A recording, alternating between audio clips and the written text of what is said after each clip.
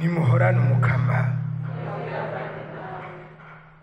Ibyo dusoma mu nkuru nziza Yesu Kristu nk'uko yashikirijwe na Luka. Ninahazwa mukama. Abantu bakiriko barumva amajambo yiwe, Yesu yongera ko umugani kuko yari hafi ya Yerusalemu kandi kuko bari biteze ko ubwami bw'Imana bwibonekeza muri uwo mwanya nyene. Arababwira rero ati, habaye umuntu mbere wa koko yigira mu mahanga ngo yimikweyo aheze agaruke. Aragenda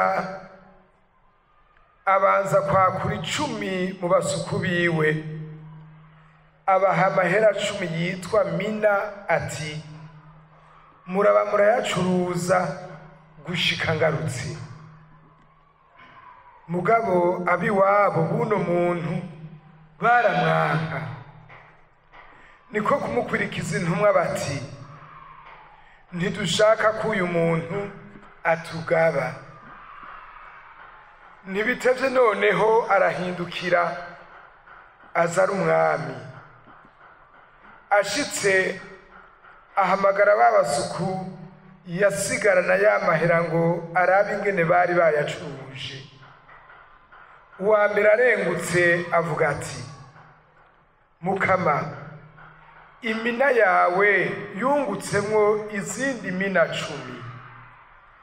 Shebuja nawe ati, wagize neza musuku w'umutima, mbere ko wagize umwete mu bintu bidahambaye, ubu nkugize umutware w'ibisagara 10. Uwa kabiri nawe arengutse avuga ati, mukama, imina yawe yungutsemwo izindi mina 5. Uno nawe aramubarira ati, genda nawe twara ibisagara 5.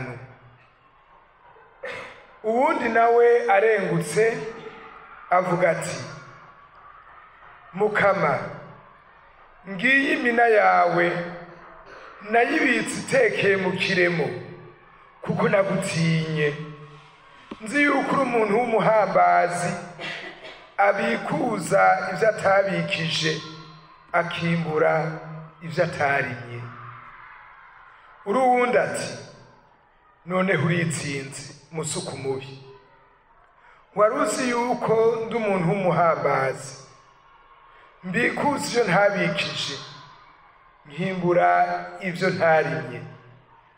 None se icakubujije kubika kubacuruza amahera yanje niki, nanje nagaruka nkayakwakana inyungu yayo? Araheza abwira abari ngaha ati, nimumwake ya mina, muyihe uwufise imini 10. Nabo bati, mukama, yamaze kuronka 10. Nawe ati, ndababwiye, uri nica afise niwe bazokongerereza, nayo uwutacagira bamwake n'ico yari afise. Abo bansi banje nabo bamwe banka ko mbaganza, bigize hano maze mubahonereze imbere yanje. Iryo ni ijambo ry'umukama. Kristu shemezwa.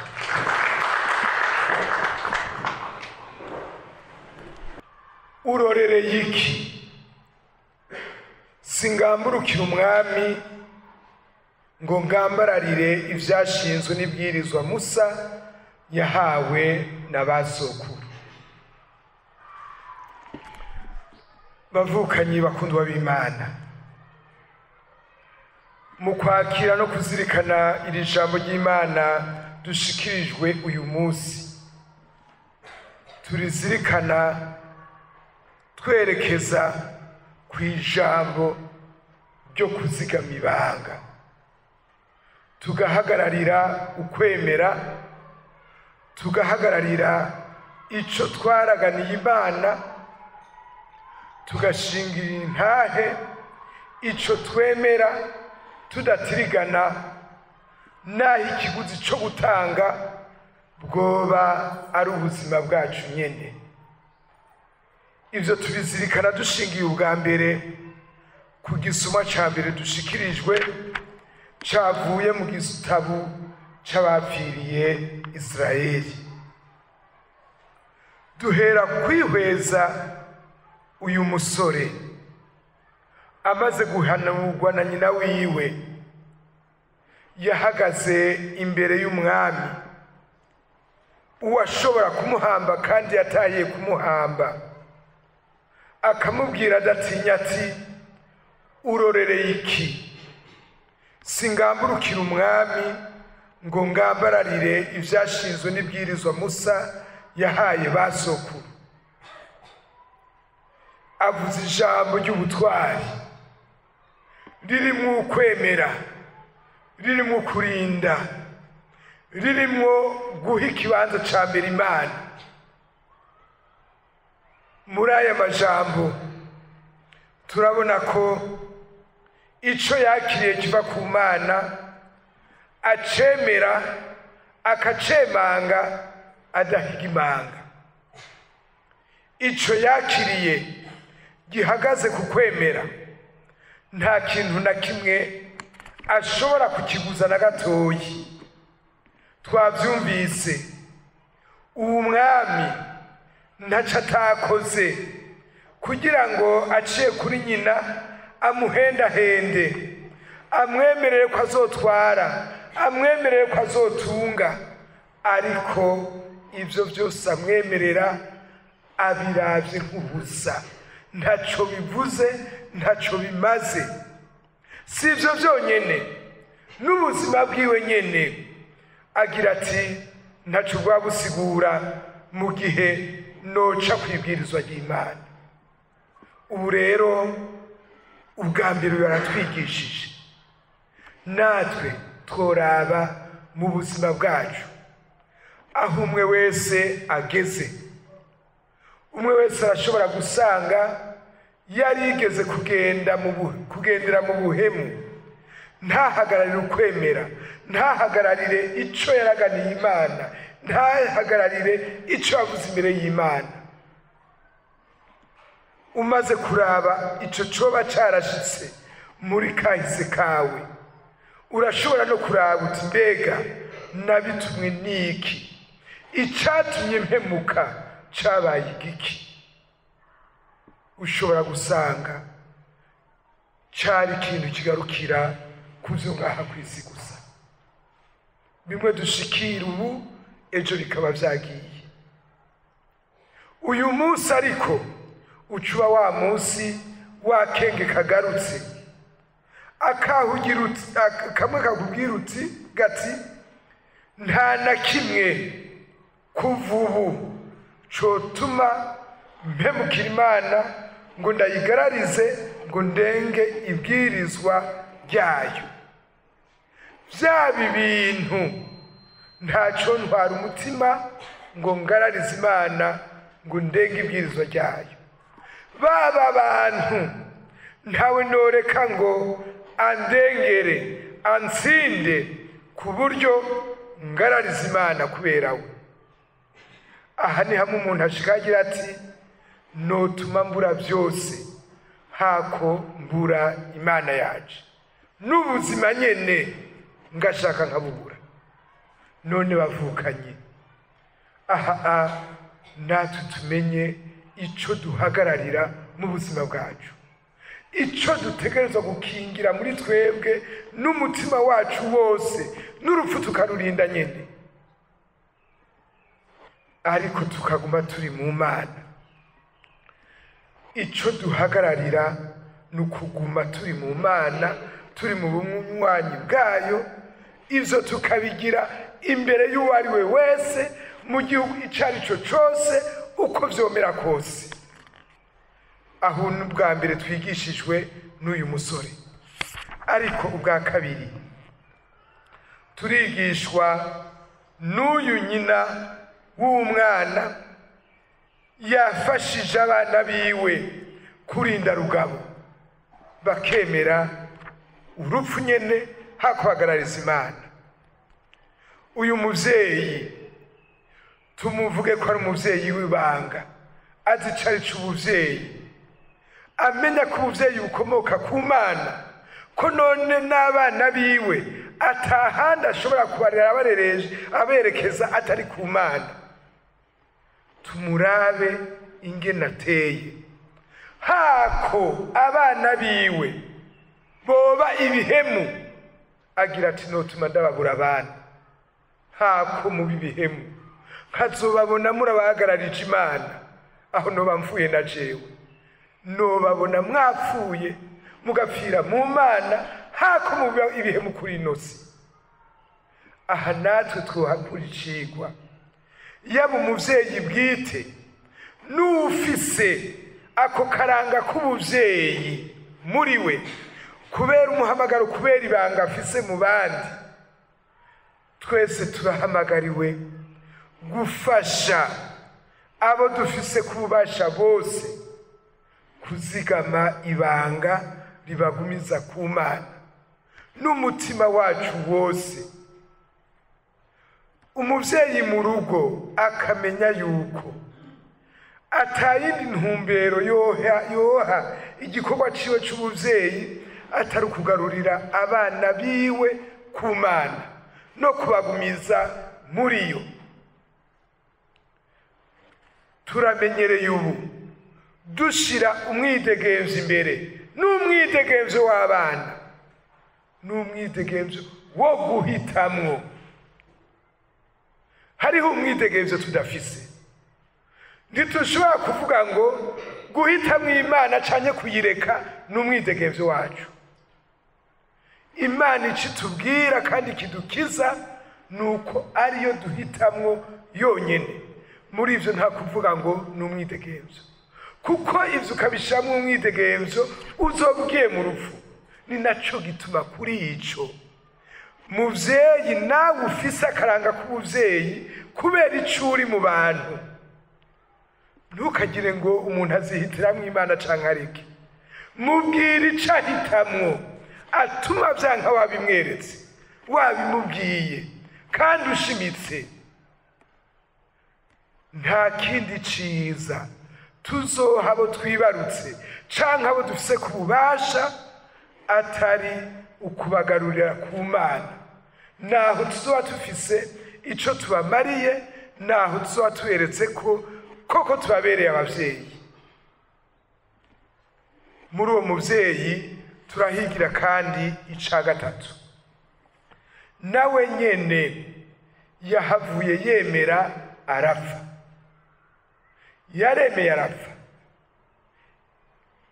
Yaremeye arapfa kubera ko ico yatumirira abana biwe nawe yacemera ubwa mbere. Sivyo yabahanura mu majambo gusa, nawe ubwa mbere yarabishimitseko.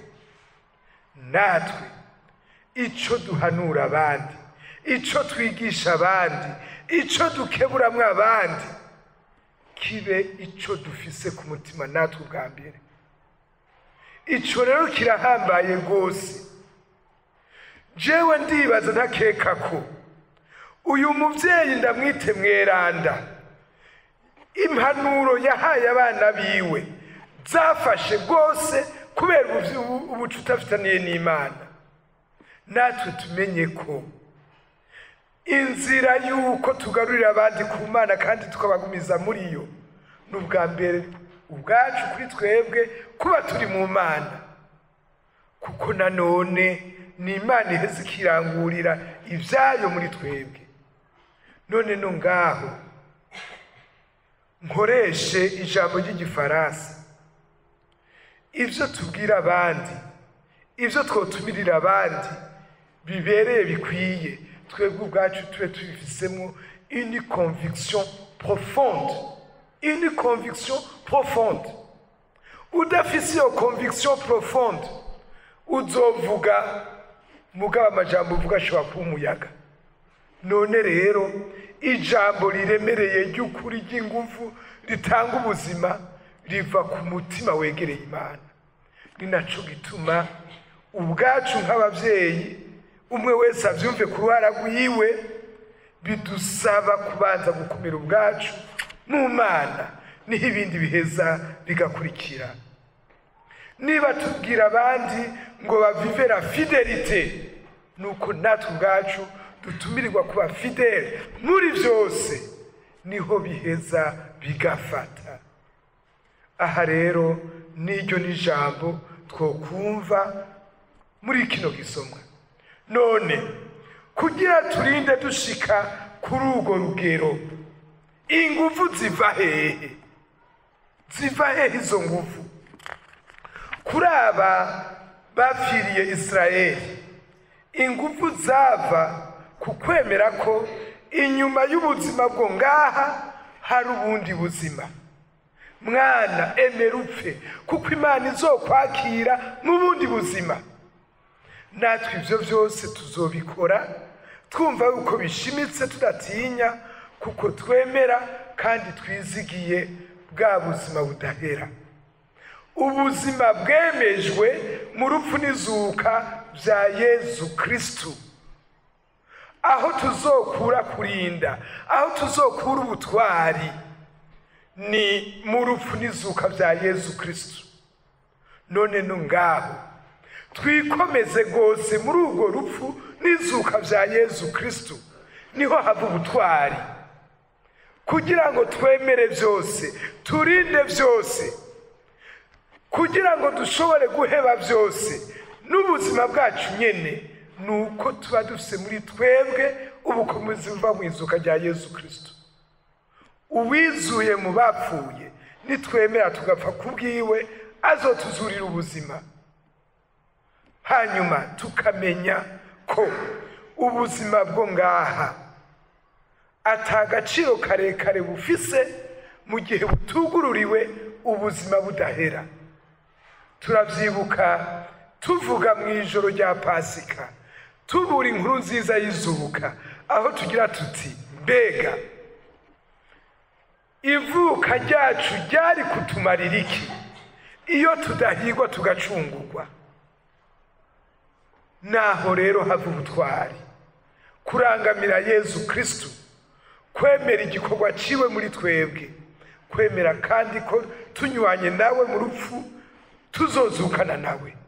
Aho rero niho hava ubutwari. Ni muri iyo nzira rero uzosanga twamishije tukagwiza na za talenti Imana yaduhaye. Italenti Imana, ingabirano Imana yashize muri twebwe itera imbere mu kuba fidèle dans nos engagements, dans nos promesses, dans nos vœux, mu kwemera kwacu.